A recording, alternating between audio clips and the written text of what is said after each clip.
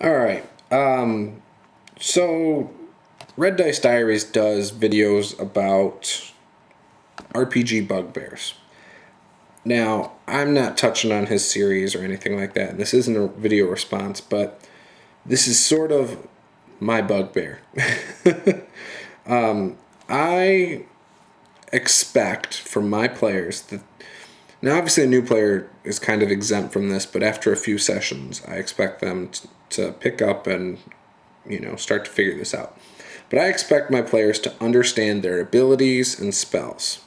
Now, what I mean by this is if you have a cleric in your group who's taken multiple spells and doesn't know how it works, when to use it, that bothers me. This is part of the reason I want to make spell cards, for example, or maybe even skill cards. So, yeah, this is one of my biggest pet peeves. I hate in game when someone has to stop for 20 minutes to look up spells and stuff. I think, you can take a piece of paper down, write your duration, the range, the effect, all that stuff down on a piece of paper next to the spell name, and there you go. And, if it's something that you have to roll against saving versus spells, or you have to, whatever. I expect my players to understand how their spells and things work.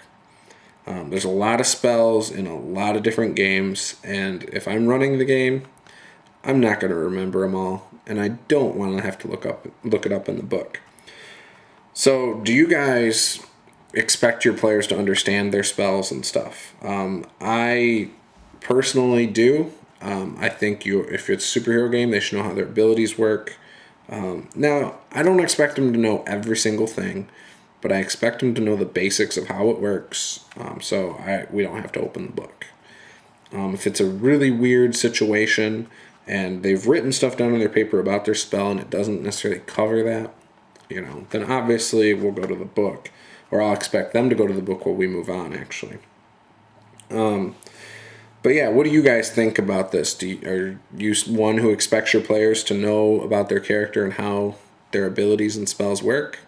Or do you think that's the game master's job to understand how they work? Now, if it gets to a situation where we have to flip to the book, I tend to just make a ruling right then and there. And if I'm wrong, too bad. They should have written it down, and I would have went with what they had on their paper. So, just to keep things going, I don't like to stop. So yeah, that's it. Let me know what you think. Thanks. Bye.